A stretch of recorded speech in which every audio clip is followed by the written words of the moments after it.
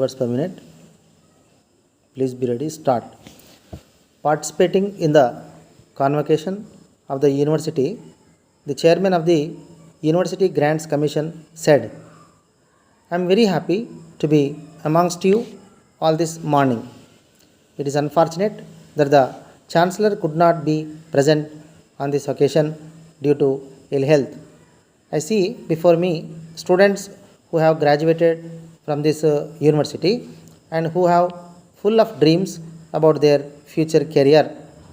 I have no hesitation in wishing them good luck and bright prospects in the years to come.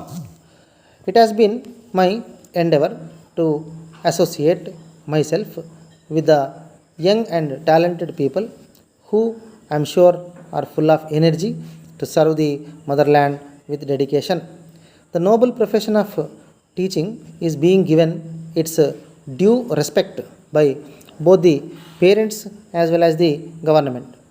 I have had the opportunity of going round your university yesterday along with the Vice Chancellor. During the course of discussions with the students and the staff of your university, I have been presented with a list of requirements which, as the chairman of the University Grants Commission, I am bound to answer and fulfill. One of the most important requests was the sanction of funds for construction of buildings and purchase of modern equipments. But I would like to impress upon that buildings and equipments are not the only answer for setting high standards of education.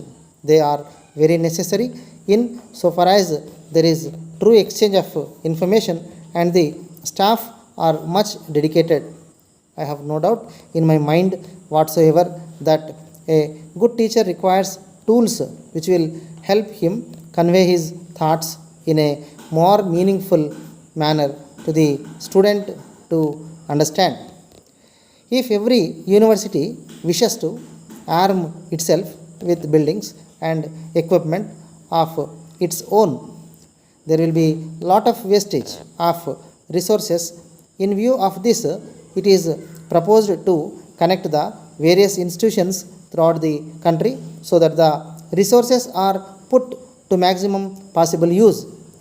I am glad that the first step in this direction has been taken in connecting the various libraries in all the universities. It does not only facilitate everyone to access information available at various centers, but will also enable him to know the latest changes brought out by the science and technology. In the second place, I would like to mention that with the establishment of the national body for assessing the status of every university with regard to the academic performance, facilities for research and so on, there is competition amongst all the educational institutions to view for honors. It will not only create a healthy competition among them, but also give an opportunity to get financial assistance for the right cause. I am told by the Vice Chancellor of your university that very soon the representatives of the body would be visiting the premises for the purpose of according the status. I hope and trust that the status and standing accorded to your university will help in achieving further academic excellence. The above body also takes into account the continuous education programs for the teaching staff in the universities.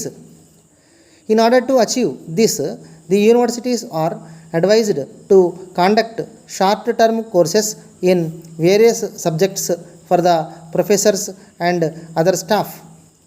The idea behind this program is only to make the staff aware of the latest knowledge available as well as to provide the much needed relief from the regular work. I am sure that this step of the government will be appreciated. It is a well-known fact that a good teacher who will be keen to refresh himself will further improve his subject. Sir, in a democratic country like India, the people are governed by a few people who are, we may call them as people's representatives, elected by a process. It is the duty of these representatives to project the difficulties of the people so that the government, either at the center or the state, would formulate suitable solutions. It is a fact that during the current year there has been very low rainfall all over the state except a few districts. Many of the farmers have suffered due to this exceptional behavior of the rains. In the all party meeting, it was decided to give this matter sufficient time so that there would be discussion over the issue, and the efforts of the government in tackling the issue were not wasted.